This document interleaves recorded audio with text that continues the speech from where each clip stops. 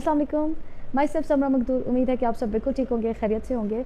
आज हम इस वीडियो में जिस नफ्सियाती और जहनी मर्ज़ पे बात करने जा रहे हैं, बहुत कॉमन है हमारे माशरे में, जिसे हम कहते हैं एंजाइटी डिसऑर्डर। नाम आप सबने सुना होगा, क्योंकि आजकल हर दूसरा बंदा एंजाइटी की अलामात के साथ या एंजाइटी के पूरे डिसऑर्डर के साथ हाजिर हो जाते हैं, क्योंकि ये हमारे जो माशरे में इनके जो सिम्टम्स हैं वो बहुत ज़्यादा हाई लेवल पे आ गए हैं और तकरीबन हर दूसरे बंदे को एंजाइटी की अलामात मौजूद है।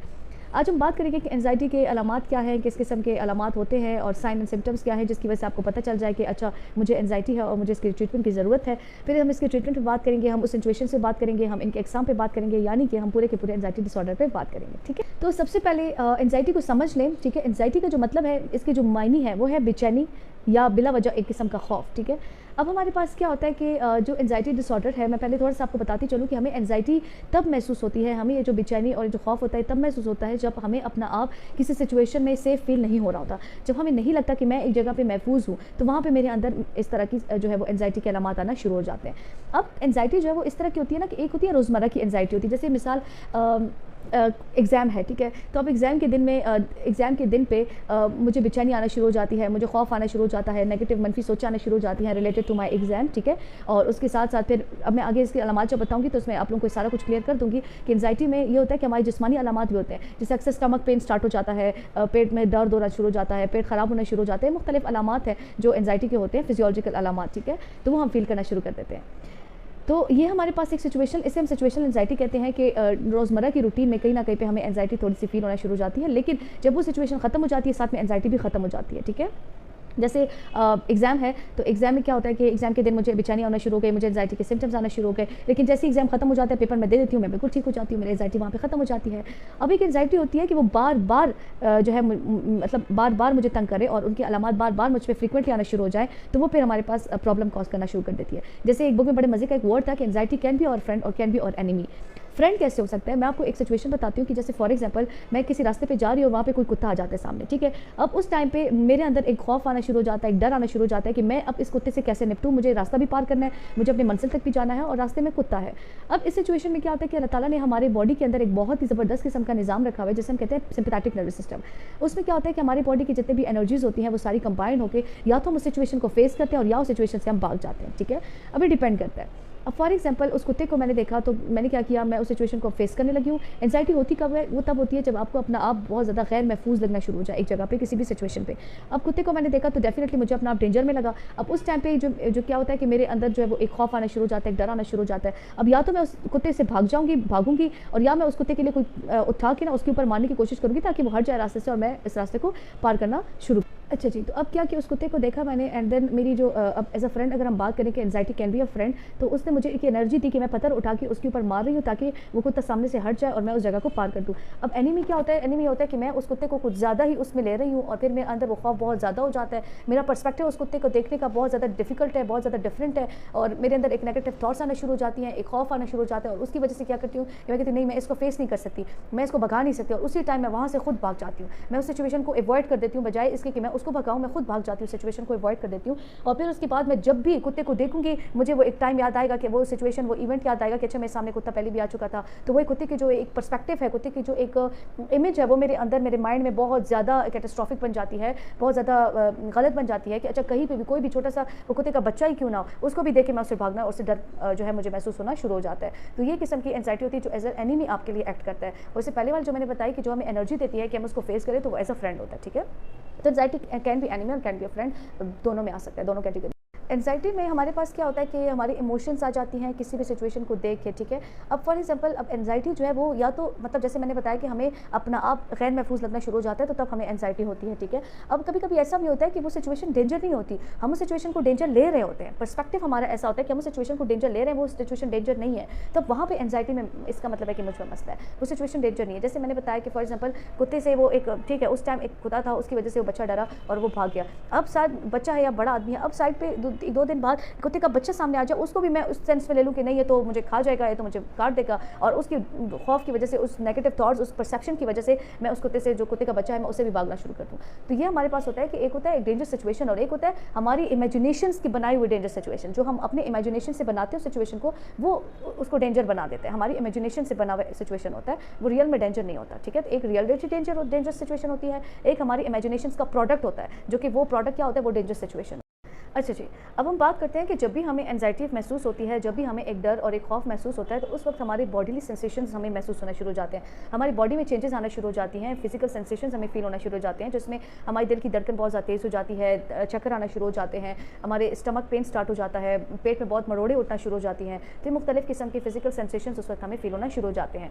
एक नंबर पर क्या होता है फिजिकल सेंसेशन, ये कब होता है, जब हमें एंजाइटी महसूस होती है। दूसरे नंबर पर हमारे पास होता है कि हम एक चीज़ को मतलब एक चीज़ को हम डिफरेंट वे से देख रहे होते हैं, डिफरेंट वे से उसको सोच रहे होते हैं। जैसे मैंने आपको बताया कि कुत्ता है और उसको मैंने देख लिया, तो अब मेरे अंदर फिजिकल सेंसेशंस आना शुरू हो गई, जो मैंने आपको बताया। दूसरा क्या होता है कि मैं उस चीज़ को एक डिफरेंट तरीके से देख रही हूँ और उस चीज़ को डिफरेंट तरीके से सोच रही हूँ कि अब ये मुझे काट देगा, अब बहुत कुछ बुरा हो जाएगा मेरे साथ, ठीक है। और वहाँ पर क्या होता है कि मेरे अंदर एक जिसे हम कहते हैं ना व्हाट इफ़ का एक एंशियस क्वेश्चन आना शुरू हो जाता है, एक सवालिया क्वेश्चन आना शुरू हो जाता है कि अभी अगर इसने ऐसा किया तो क्या होगा, ठीक है। तो वो चीज़ मेरे अंदर और भी एंजाइटी क्रिएट करना शुरू कर देती है। तो एक तो फिजिकल सेंसेशन हो गया, दूसरा क्या है कि हमारा जो सीइंग देखने का और सोचने का दोनों का जो तरीका होता है वो बिल्कुल एक मुख्तलिफ किस्म का हो जाता है। हम उसको चीज़ को सिचुएशन को देखते हैं और उसको सोचते हैं डिफरेंट तरीके से हैं। दो ये चीज़ें हो गई हमारे पास। तीसरा क्या होता है कि हम उस सिचुएशन में फिर एक्ट करते हैं। एक्ट मतलब उसमें हमारा कोई एक अमल होता है और उस अमल वो भी हमारे पास डिफरेंट वेज में होता है, ठीक है। या तो हम क्या करते हैं उस सिचुएशन को बिल्कुल एस्केप कर देते हैं ताकि हम उस प्रॉब्लम को देख ही ना सकें, हम उस प्रॉब्लम को जो है वो फेस ना करें, ठीक है। दूसरा क्या होता है कि फिर हम जब भी कोई भी सिचुएशन ऐसी आएंगी कि जो हमारे लिए थोड़ा सा खतरे का बायस बने, तो हम डायरेक्ट उन सिचुएशंस को अवॉइड करना शुरू कर देंगे, ठीक है। और तीसरा क्या होगा कि हम अपने लिए प्रोटेक्शन मेजर्स देखना शुरू कर देंगे। जैसे फॉर एग्जांपल, जैसे इस एग्जांपल को ले रहे हैं कि अब मैं कभी भी उस रास्ते पे चलूँ तो मैं किसी ना किसी को साथ लेके चलूँ कि नहीं आप मेरे साथ जाओ, क्यों, क्योंकि यहाँ पे तो कुत्ता था।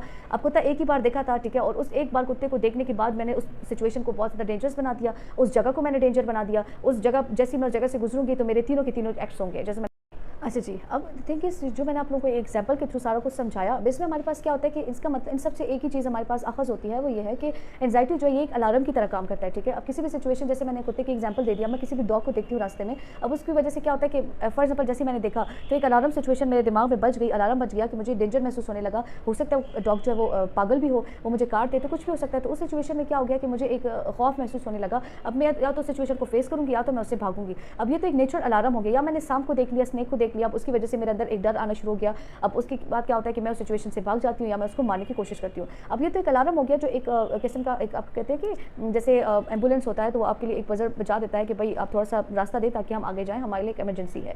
तो बिल्कुल उसी तरह से ये भी हमारे लिए एक इमरजेंसी सिचुएशन का एक अलार्म है। लेकिन अगर मैं इस अलार्म, ये मेरा अलार्म बार बार बचता रहे, जैसे एक गाड़ी है, मैं मुख्तलिफ एग्जाम्पल्स के तो आपको समझाऊंगी। जैसे एक गाड़ी है और वो पार्किंग में खड़ी है, अब एक बार जैसे फॉर एग्जाम्पल उसे कोई टच कर लेता है और वो बीप बीप करना शुरू कर देता है, तो वो तो ठीक है, वो तो समझ आती है। लेकिन अगर क्या है कि उसको कोई टच भी नहीं कर रहा, उसके साथ कोई चीज़ गुजर ही नहीं रही, लेकिन वो बार बार उसकी बीपिंग जो आवाज़ है वो बार बार बच रही है, तो इसका मतलब है कि अलार्म सिस्टम खराब हो चुका है। तो बिल्कुल इसी तरह से हमारे एंजाइटी में भी हमारा अलार्म सिस्टम खराब हो जाता है और हमें बार बार वो खौफ और बार बार वो डर महसूस होना शुरू हो जाता है। फ्रीक्वेंटली हमें वो खौफ आना शुरू हो जाता है और हमारे जो करंट डेली रूटीन है वो डिस्टर्ब होना शुरू हो जाती है। मैं किसी भी रास्ते पे नहीं जा सकूंगी क्योंकि मुझे होगा कि यहाँ पे तो डॉग हो सकता है, मुझे होगा कि यहाँ पे तो स्नेक हो सकता है। हालांकि वो एक ही रास्ते में था, एक ही सिचुएशन थी, वो गुजर गई एंड दैट्स इट, नहीं, लेकिन मुझे बार बार वो चीज़ आना शुरू हो जाती है और मैं उस नॉर्मल डेली लाइफ रूटीन को मैं सर्वाइव नहीं कर पा रही होती। तो वो खतरनाक तरीका है, ठीक है, खतरनाक बात है। तो हम एंजाइटी को महसूस करते हैं तो हम ह्यूमन बींग्स, हर एक इंसान की बॉडीली जो एंजाइटी होती है वो मुख्तलिफ किस्म की होती है। जो मतलब उनके फिजिकल सेंसेशंस होते हैं वो मुख्तलिफ किस्म के होते हैं। उनको फील अपनी बॉडी में एंजाइटी डिफरेंट जगहों पे उनको फील हो रही होती है। कुछ लोगों के चीक्स जो है वो रेड होना शुरू हो जाते हैं जब भी उनको एंजाइटी होती है, जब भी उनको डर लगना शुरू हो जाता है तो उनके चीक्स जो है वो रेड होना शुरू हो जाते हैं। कुछ लोगों के स्टमक पेन स्टार्ट हो जाते हैं, कुछ लोगों को स्टमक में क्रैम्प्स फील होना शुरू हो जाते हैं, कुछ लोगों को सर में दर्द शुरू हो जाता है, कुछ के हाथ कांपना शुरू कर देते हैं, कुछ की आवाज़ कांपना शुरू कर देते हैं, कुछ को अपने गले में लम्स फील होना शुरू हो जाते हैं कि वो फिर आवाज़ उनकी निकलती नहीं है और वो बात नहीं कर पाते, वो म्यूट हो जाते हैं, ठीक है। और कुछ लोगों की स्वेटिंग आना शुरू हो जाती है और कुछ लोगों को चक्कर आना शुरू हो जाते हैं, कुछ के जो है वो हार्ट बीट बहुत ज़्यादा तेज़ हो जाती है, कुछ को गूज बम्स फील होना शुरू हो जाते हैं कि बॉडी के जो बाल हैं, आपके हाथों के बाल, वो आपको बिल्कुल ऐसे जैसे खड़े हो गए आपकी बॉडी में, ठीक है। और कुछ को जो है वो इतनी ज़्यादा स्टमक प्रॉब्लम स्टार्ट हो जाती है कि फिर उनको बाथरूम की ज़रूरत होती है कि मुझे वॉशरूम अभी भागना है। तो डिफरेंट किस्म के अलामात है। तो अब जब आप लोगों में से कोई भी जिसको फील हो रहा हो कि मुझे तो ये सिम्टम्स फील होते हैं, तो फिर उनको कंसल्टेशन की ज़रूरत होती है, ठीक है। क्योंकि हमारे पास जैसे मैंने बताया कि एंजाइटी की जो अलामात है वो मुख्तलिफ होती हैं और उनकी जो बॉडीली सेंसेशंस होती है वो भी हर एक इंसान की मुख्तलिफ होती हैं, ठीक है। मैं अगर अपनी बात करूँ, सिचुएशनल एंजाइटी की बात करूँ, जैसे से पहले मैंने बताया कि सिचुएशंस में होता है एंजाइटी। अगर मैं सिचुएशनल एंजाइटी की बात करूँ तो उसमें फिर मुझे स्टमक पेन स्टार्ट हो जाता है और फिर मुझे क्रैम्प्स फील होना शुरू हो जाते हैं, ठीक है। अब इसी तरीके से मेरी एक फ्रेंड है, उनकी अगर मैं एंजाइटी की बात करूँ तो जब भी वो एंशियस हो जाती है, जब भी उनको एंजाइटी होती है तो उनके चीक्स रेड हो जाते हैं बहुत ज़्यादा, और फिर उनकी आवाज़ बहुत ज़्यादा शिवरिंग कर जाती है। तो ये हर एक इंसान की मुख्तलिफ किस्म के अलामात होते हैं। कुछ लोग देखा होगा आप लोगों ने स्टेज एंजाइटी, अच्छा ये भी एक नॉर्मल एंजाइटी है जो स्टेज एंजाइटी है। जैसे मैंने आपको बताया कि सिचुएशनल एंजाइटी कि जब वो सिचुएशन खत्म हो जाए तो वो उसके बाद एंजाइटी उनकी भी खत्म हो जाती है। जैसे एक बंदा है वो स्टेज पे जा रहा है तो उसको एंजाइटी है, ठीक है। अब वो बहुत ज़्यादा नर्वस हो चुका है, वो जैसे स्टेज पे जाता है तो उसकी जो टांकें हैं वो कांपना शुरू हो जाती हैं। मुझे बिलावल भुट्टो का एक वो याद आ गया, तो उसकी जो टांकें हैं वो कांपना शुरू हो जाती हैं, ठीक है, और उनकी आवाज़ बहुत ज़्यादा शिवर करना शुरू कर देती है। लेकिन उन्होंने फिर भी दे दिया, अच्छे से दे दिया, अब वो वहाँ से वापस आ जाते हैं, ठीक है। अब उसके बाद जैसे वो सिचुएशन खत्म हो गई तो उनकी वो जो अलामात है वो खत्म होना शुरू हो जाते हैं। तो ये सिचुएशनल एंजाइटी है। लेकिन अगर वही बंदा बार बार स्टेज पर जाए और बार बार उसको चीज़ें महसूस होना शुरू हो जाए और उसके अलामात उसको फिर अलामात उन पर आना शुरू हो जाए, और फिर ऐसा भी होता है कि अब स्टेज पर जाने से पहले ही उन पर सिम्टम्स आना शुरू हो जाते हैं, फिर उसके बाद स्टेज से डर आना शुरू हो जाता है, तो फिर वो फोबिया में कन्वर्ट हो जाता है, स्टेज फोबिया, ठीक है। कि फिर वो स्टेज पे जाने से घबराता है कि नहीं मुझे स्टेज पे नहीं जाना, मैं जैसे ही जाता हूँ तो मेरे अलामात आना शुरू हो जाते हैं, मैं जो ज़्यादा मुझे एंजाइटी फील होना शुरू हो जाती है। तो फिर उस टाइम पे जो है वो स्टेज पे जाने छोड़ देते हैं, अवॉइड कर देते हैं। जैसे मैंने आपको बताया था कि या तो सिचुएशन को फेस करते हैं या तो उसको अवॉइड करते हैं। तो फिर ऐसे लोग फिर अवॉइड करना शुरू कर देते हैं, और जहाँ पे भी अवॉइडेंस की बात आती है तो आप समझ जाए कि वहाँ पे आपकी एंजाइटी पीक पे जाना चाहती है, और आप उसको खुद छोड़ें कि वो पीक पे जाए। इस सिचुएशन को जितना हम अवॉइड करते हैं हमारे अंदर की एंजाइटी ज़्यादा बढ़ती जाती है, और जब भी वो सिचुएशन देखिए, जब कोई सिचुएशन आती है और हम उसको फेस करते हैं तो फिर वहाँ पे हमारी जो एंजाइटी है वो कम होना शुरू। जैसे मैं फॉर एग्जाम्पल मैं कमरे में हूँ और छिपकली नजर आ जाए, तो अब बजाय इसके कि मैं उधर से भागूँ और मैं चीखें मारना शुरू कर दूँ, फिर मुझे एंजाइटी फील होना शुरू हो जाए, मुझे डर आना शुरू हो जाए, तो इस मतलब ये तो मैं जब भी किसी भी उसको देखूंगी, छिपकली को देखूंगी, तो मेरी यही फीलिंग्स होंगी। तो अगर इसके बजाय मैं ये करूँ कि छिपकली को मैं कमरे से निकालने की कोशिश करूँ या मैं उसको मारने की कोशिश करूँ, अब एक बार वो मर गई, मैंने उसको मार दिया और वो मर गई, ठीक है। अब अगली बार जब भी कोई छिपकली को मैं देखूंगी तो मेरे अंदर की वो फीलिंग्स नहीं आएंगी, मुझे डर नहीं लगेगा, मुझे वो चीज़ याद आएगी कि अच्छा मैंने मारा था। तो एक अचीवमेंट, एक जो है वो एक अचीवमेंट का जो फैक्टर है वो आपके माइंड में आना शुरू हो जाता है। तो फिर आप उस छिपकली को मार सकते हैं, आप उसको ख़त्म करने की कोशिश कर सकते हैं, तो आप उसको अवॉइड नहीं करोगे। तो दीज आर द थिंग्स कि हमें डिपेंड करता है सिचुएशंस पे भी और डिपेंड करता है आप पे भी कि आप किन सिचुएशंस को अवॉइड करते हैं, किन सिचुएशंस को आप रिस्पॉन्ड। जैसे मैं अभी आप लोगों को मेंशन भी हो रहा होगा कि एक छोटा सा डॉग है, लेकिन वो बंदा उसको क्या करे, इमेजिन करे, तो उसके नीचे दो क्वेश्चंस भी यही है कि क्या ये डॉग डेंजरस है या इस बंदे को जो डॉग की तरफ उसकी इमेजिनेशन है वो डेंजरस है। तो दोनों में क्या है, ये मेरे सामने पिक्चर है, तो अभी मैं इस पर अपलोड भी करूँगी तो आप लोगों को नजर आ जाएगा, ठीक है। कि एक पिक्चर में क्या होता है कि या तो वो चीज़ डेंजरस होती है जो रियलिटी मैंने बताया कि रियलिटी डेंजरस सिचुएशन है, और या दूसरा क्या होता है कि हम उस सिचुएशन को ले इतना डेंजरस रहे, उसको बना रहे अपने इमेजिनेशन के थ्रू। तो उसमें दोनों में चीज़ों में फ़र्क है।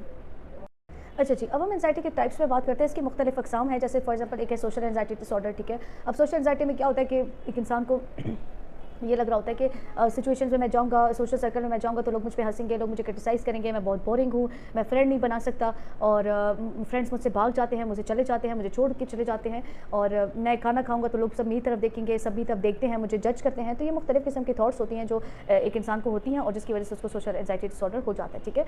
दूसरा जो हमारे पास है जनरलाइज्ड एंजाइटी डिसऑर्डर है कि हर एक चीज़ में उसको एंजाइटी फील होना शुरू हो जाती है। जैसे टेस्ट दे रहा हूँ तो टेस्ट बहुत ज़्यादा मुश्किल होगा, कोई बाहर गया तो पता नहीं वो वापस खैरियत से आएंगे या नहीं आएंगे, घर का ही काम है खैरियत कर पाऊँगी या नहीं कर पाऊँगी, मैं वहाँ जा रही हूँ, मैं वहाँ उस जगह तक टाइम पे पहुँच पाऊँगी या नहीं पहुँच पाऊँगी। तो ये मुख्तलिफ किस्म के डिफरेंट सिचुएशंस पे उनको एंजाइटी फील होना शुरू हो जाती है। जैसे इस वर्ड से आप लोगों को खुद ही अंदाजा लगा ले, जनरलाइज्ड एंजाइटी, जनरलाइज कर देते हैं अपनी एंजाइटी को। और जो पहला है सोशल एंजाइटी, तो सोशल सिचुएशन से रिलेटेड उनको एंजाइटी हो रही होती है, ठीक है। अब दूसरा हमारे पास एक है separation anxiety disorder. Separation anxiety में क्या होता है कि एक बच्चा है फॉर एग्जाम्पल, ठीक है, और उसको सेपरेशन एंजाइटी होना शुरू हो जाती है। अभी जरूरी नहीं कि बच्चे को हो, ये बड़ों को भी हो सकता है। मेरे पास एक क्लाइंट है जिनके साथ सिर्फ मेरा कंसल्टेशन सेशन नहीं हुआ है, लेकिन उनको जो है सेपरेशन एंजाइटी है, वो यूके गए हैं और यूके में वहाँ जाके अब उनको सेपरेशन एंजाइटी है, अब वहाँ ठहर नहीं सकते, वापस अपने घर आने की जो है वो कोशिश कर रहे हैं कि मैं वापस घर पहुँच जाऊँ, ठीक है। क्यों? क्योंकि सेपरेशन एंजाइटी है, अकेले रहने का एक खौफ है, अपने फैमिली से जिनके साथ उनकी अटैचमेंट होती है उनसे दूर वो रह नहीं सकते, सेपरेशन से खौफ उनको आता है, ठीक है। अब इसमें उनके मुख्तलिफ थॉट्स आना शुरू हो जाते हैं कि अगर मेरे पास मेरे फॉर एग्जाम्पल मेरे पेरेंट्स नहीं होंगे या जो जिनके साथ उनकी अटैचमेंट है, अगर वो मेरे पास नहीं होंगे तो मुझे कुछ भी बुरा हो सकता है मेरे साथ। तो घर से जाते हुए भी फिर उन्हीं लोगों के साथ जाते हैं, वो अकेले जाते भी नहीं घर से, ठीक है। तो उनको सेपरेशन एंजाइटी डिसऑर्डर कहते हैं। इसी तरीके से स्पेसिफिक फोबिया एक डिसऑर्डर हो गया कि जिसमें आपको डिफरेंट सिचुएशन से स्पेसिफिक एक फोबिया होता है, ठीक है। जैसे फॉर एग्जाम्पल हाइट फोबिया हो गया, और जो है फॉर एग्जांपल हाइट फोबिया हो गया, एनिमल फोबिया हो गया, ठीक है, या ब्लड से फोबिया आना शुरू हो जाता है, या किसी भी एलिवेटर में चढ़ने से उनको फोबिया आना शुरू हो जाता है, स्टेयर से फोबिया होता है। तो मुख्तलिफ किस्म के फोबिक सिचुएशंस होती है जिनसे आपको डर, अब फोबिया तब बनता है जब वो डर मुस्तकिल तौर पर आपके अंदर मौजूद हो, ठीक है। अच्छा, दूसरा हमारे पास है पैनिक डिसऑर्डर। पैनिक डिसऑर्डर में मुख्तलिफ किस्म के पैनिक सिम्टम्स होते हैं जो हम फील करते हैं जब भी हमें एंजाइटी सिचुएशन हमारे सामने आ जाती है। जैसे डेथ फोबिया, ये भी किस्म का फोबिया डिसऑर्डर ही है कि एक इंसान को डेथ से फोबिया हो जाता है कि मैं मर ना जाऊँ, कहीं मुझे कुछ हो ना जाए, फिर मेरे बाद मेरे बच्चे क्या करेंगे, मेरे माँ बाप क्या करेंगे, तो उनको एक खौफ आना शुरू हो जाता है। तो उस डेथ मतलब फोबिया उनका हो जाता है डेथ से, ठीक है। और फिर जब भी कई डेथ्स होती हैं तो उनको पैनिक अटैक्स आना शुरू हो जाते हैं। जब भी फैमिली में किसी की तबियत खराब हो जाए उनको पैनिक अटैक आना शुरू हो जाता है। जब भी उनका हाथ कट जाए, थोड़ा सा उनको खुद कोई तकलीफ होना शुरू हो जाए, उन पर पैनिक अटैक आना शुरू हो जाता है। पैनिक अटैक में क्या होता है, मुख्तलिफ किस्म की अलामात होती हैं, शिवरिंग होना, ट्रम्बलिंग होना, जो है वो स्वेटिंग आना शुरू हो जाती है, बात नहीं कर पा रहे होते हैं, लंबी लंबी सांसें ले रहे होते हैं, बहुत दिल की धड़कन तेज़ हो जाती है और उस टाइम पे इंसान इतना रेस्टलेस हो जाता है कि वो बैठ नहीं सकता और वो चलता फिर रहा होता है, ठीक है। तो ये सारी अलामात है क्योंकि वो रेस्टलेस बहुत ज़्यादा होते हैं। तो ये सारी अलामात है, सिचुएशंस में हमको ये चीज़ महसूस हो रही होती है, ठीक है। तो ये पैनिक अटैक्स में जाते हैं। तो ये मुख्तलिफ किस्म के हमारे पास डिसऑर्डर्स थे जो मैंने आप लोगों को बताए एंजाइटी डिसऑर्डर के, और हर एक की अलामात मुख्तलिफ है। एंजाइटी सिम्टम्स एक जैसे हैं लेकिन थॉट पैटर्न मुख्तलिफ है। जैसे सेपरेशन एंजाइटी में क्या होता है कि सेपरेशन से रिलेटेड है, और पैनिक अटैक्स में क्या होता है कि किसी भी फोबिया से रिलेटेड है। फोबिया भी मुख्तलिफ किस्म की होती हैं। तो ये हमारे पास डिफरेंट एंजाइटी के डिसऑर्डर्स आ जाते हैं, टाइप्स आ जाती हैं, सॉरी। अब इसको डील कैसे किया जाता है, हमारे पास दो किस्म के ट्रीटमेंट है, मैंने पहले भी बताया, मैं अभी बताऊंगी। Psychiatric treatment, psychological treatment. Psychiatric treatment medicine की जरूरत होती है, साइकोलॉजिकल ट्रीटमेंट में मेडिसिन की जरूरत नहीं होती। इसमें आपको प्रॉपर ट्रीट करना पड़ता है, साइकोथेरेपी लेनी पड़ती है, सेशंस लेने पड़ते हैं, जिसकी वजह से आप उनको अपनी जो अलामात है उनको आहिस्ता आहिस्ता खत्म करना शुरू कर देते हो, ठीक है। अब हमारे पास ज़्यादातर इश्यूज़ होते हैं वो थॉट्स में होते हैं, वो सोचों में होते हैं हमारे। जैसे मैंने आपको बताया कि एक रियल सिचुएशन होगी डेंजरस की, और एक हमारी इमेजिनेशंस के प्रोडक्ट हो गए, जो हम इमेजिनेशन करते हैं उसका एक प्रोडक्ट बन जाता है, वो हमें डेंजरस लग रहा होता है। वो सिचुएशन डेंजरस नहीं है लेकिन हमें लग रहा होता है कि डेंजरस है। अच्छा जी, अब अगर हम बात करें इसके ट्रीटमेंट की, एंजाइटी के ट्रीटमेंट की, तो हमारे पास मुख्तलिफ थेरेपीज़ होती हैं, मुख्तलिफ टेक्निक्स होती हैं। उन थेरेपीज़ में हम वो अप्लाई करते हैं, ठीक है। जैसे अगर मैं इस एक छोटी सी एग्जांपल दे दूँ तो हमारे पास है सिस्टमैटिक डिसेंसिटाइजेशन। एक पेशेंट है फॉर एग्जांपल, उसको हाइट फोबिया है, तो हाइट फोबिया को ठीक करने के लिए, उसके हाइट फोबिया को ख़त्म करने के लिए हम उसको इस पर टेक्निक अप्लाई करते हैं। पहले उनकी थॉट्स पे भी काम करते हैं और साथ साथ में टेक्निक से अप्लाई करते हैं ताकि वो आहिस्ता आहिस्ता उनका हाइट फोबिया जो है वो ख़त्म हो जाए। सिस्टमैटिकली उसको डिसेंसिटाइज करते हैं उस प्रॉब्लम की तरफ, ठीक है, कि वो डिसेंसिटाइज हो जाए, कि वो चीज़ उनके दोबारा इतना इशू कॉज, क्योंकि वो सिचुएशन तो कॉज नहीं करती इतना प्रॉब्लम। सिचुएशन तो वही सिचुएशन है, बाकी लोग जो सिचुएशन में नॉर्मल होते हैं, लेकिन मैं उस सिचुएशन में क्यों इतना एबनॉर्मल फील कर रही हूँ, मैं उस सिचुएशन में क्यों इतनी एंशियस हो रही हूँ, तो उस चीज़ पे हम लोग काम करते हैं, हमारे लिए वो चीज़ मैटर करती है। तो ये चीज़ होती है हमारे पास। साइकोलॉजिकल ट्रीटमेंट में मुख्तलिफ थेरेपीज़ होती हैं जिसमें हम किसी न किसी चीज़ को टारगेट कर देते हैं कि हमने आज इस पर काम करना होता है, हमने इस पर काम करना होता है। हम एक्सपोजर्स भी करवाते हैं, ये भी एक टेक्निक में ही आता है, एक्सपोजर करवाते हैं क्लाइंट्स का, ठीक है जी। वर्कशीट्स भी हम प्रोवाइड करते हैं क्लाइंट्स को कि वो वर्कशीट्स पे काम करें ताकि वो खुद को थोड़ा सा टाइम दे दें, और फिर आहिस्ता आहिस्ता उनकी इंप्रूवमेंट जो है वो हम रिकॉर्ड करते जाते हैं, ठीक है। मेरा जो ज़्यादा एक मेन वो है, मैं मूड ट्रैकिंग का ज़रूर देती हूँ, स्पेसिफिकली एंजाइटी के क्लाइंट्स को, डिप्रेशन के क्लाइंट्स को, कि वो मूड ट्रैक किया करें अपना। हर डे पे अपना मूड ट्रैक करते हैं, रात को अपना वो मेंशन करते हैं, बाकायदा वो बनाते हैं, इमोजी बनाते हैं कि आज मेरा इस तरह मूड था, मेजॉरिटी टाइम आज मेरा मेजॉरिटी टाइम इस तरह मूड था। उस मूड ट्रैकिंग से क्या होता है कि पिछले वीक का, इस वीक का, नेक्स्ट वीक का वो मूड ट्रैकिंग उनके साथ होता है, तो उनको अंदाज़ा हो रहा है कि अच्छा हमारा मूड जो है वो किस सिम्प में जा रहा है, किस वे में जा रहा है। तो mood tracking is one of the best technique जो मैं खुद अप्लाई करती हूँ हर क्लाइंट पे, कि वो मूड अपना ट्रैक करे आहिस्ता आहिस्ता। पहले इंसान को अपने इमोशंस का पता होना चाहिए, फीलिंग्स का पता होना चाहिए, थॉट्स का पता होना चाहिए, फिर उनके लिए बहुत ज़्यादा ईजी हो जाता है अपने आप को ठीक करना। मोटिवेशन होनी चाहिए, तो फिर उसके बाद कोई मसला नहीं है। सो ये सारी चीज़ें थी जो एंजाइटी के बारे में मैंने बतानी थी। इसके अलावा अगली जो वीडियो होगी फिर मैं किसी और डिसऑर्डर पे, जिसकी ज़्यादा डिमांड होती है, क्योंकि अक्सर क्लाइंट्स जो मुझे व्हाट्सएप पे मैसेज करते हैं कि मैडम हमें इस चीज़ का थोड़ा सा बता दें, क्योंकि ज़्यादातर लोगों को इतनी अवेयरनेस नहीं होती। और हमारा सबसे मेन मसला ये होता है कि हम ऐसे वर्ड्स, साइकोलॉजिकल वर्ड्स यूज़ करते हैं, तो उनको ये चीज़ का इतना ज़्यादा इल्म नहीं होता, अलामात बताने चाहिए, पता होने चाहिए। चलिए ठीक है जी, अपना ख्याल रखिएगा, और यस प्लीज़ मुझे अपनी दुआ में ज़रूर याद रखिएगा, ठीक है। मैं अपनी कोशिश जारी रखूँगी कि जितना मुझसे हो सकेगा मैं समझाती जाऊँगी। ये वीडियो स्पेशली उन लोगों के लिए होती है, ये किसी स्टूडेंट्स के लिए नहीं है, किसी भी साइकोलॉजिस्ट के लिए नहीं है, ये उन लोगों के लिए है जिनको इतना ज़्यादा आइडिया नहीं होता, किसी भी साइकोलॉजी की बीमारी होती है उनका इतना आइडिया नहीं होता, उनके अलामात का इतना आइडिया नहीं होता, तो ये वीडियो स्पेसिफिकली उन लोगों के लिए। तो उम्मीद करती हूँ कि कुछ लर्न किया होगा आप लोगों ने, कुछ इतना नो हाउ मिल चुका होगा, नॉलेज मिल चुका होगा, इल्म हो चुका होगा इस बीमारी के मुतालिक और इसके अलामात और इसके इलाज के मुतालिक, ठीक है। नेक्स्ट वीडियो में मुलाकात होती है, अपना बहुत सारा ख्याल रखिएगा और मुझे अपनी दुआ में ज़रूर याद रखिएगा। थैंक यू सो मच जी, अल्लाह हाफ़िज़।